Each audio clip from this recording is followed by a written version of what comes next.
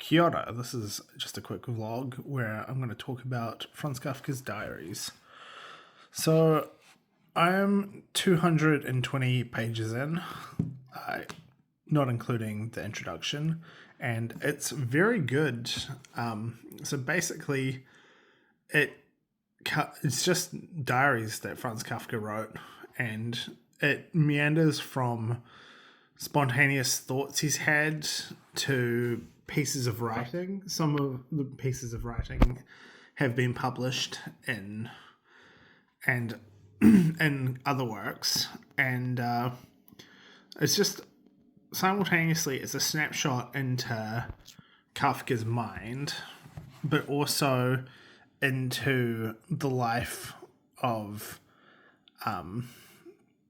a German-speaking Jew in Prague in the 1910s, and I guess later in the 1920s, although I haven't quite got up to that.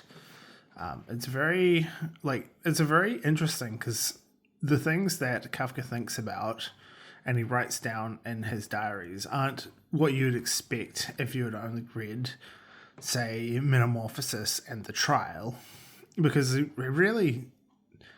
spends a lot of time complaining that he hasn't written anything, but he also details family life, details a lot about what his friends are up to and what he's doing or seen in the Prague art scene.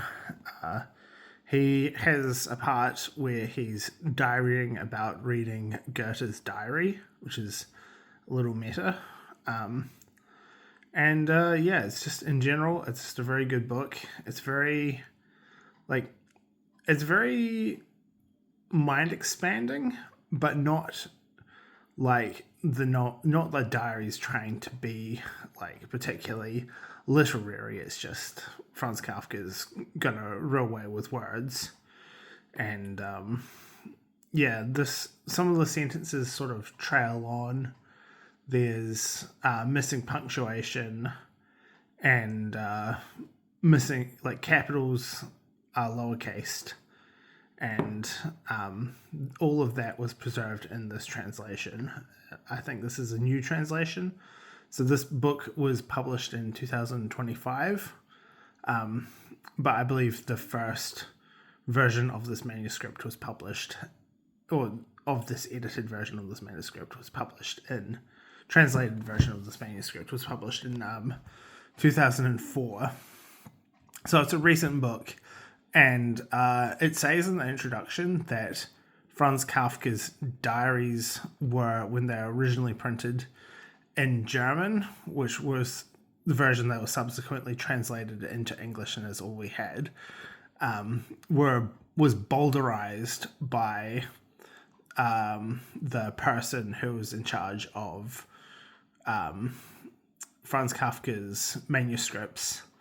And I mean, in a large part is the reason that those manuscripts exist and were published, but also the guy who was in charge of publishing them changed parts of the manuscripts, removed certain aspects he didn't like about Franz Kafka's personality, and also things that Kafka was talking about in his diaries that made him uncomfortable, and just generally changed things slightly, so bowdlerized Franz Kafka's work.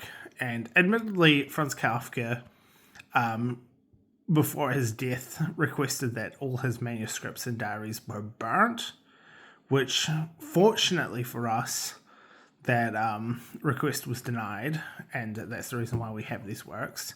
I mean, it's a little ironic. You want to respect an author's wishes, but like the literary value that we've gained from Franz Kafka's works being published is immense.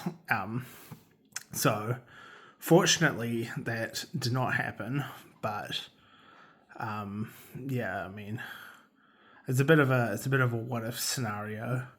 And anyway, we've got Franz Kafka's diaries, the Diaries of Franz Kafka. I recommend that you give it a shot. especially if you enjoy Kafka's work, but also this excluding the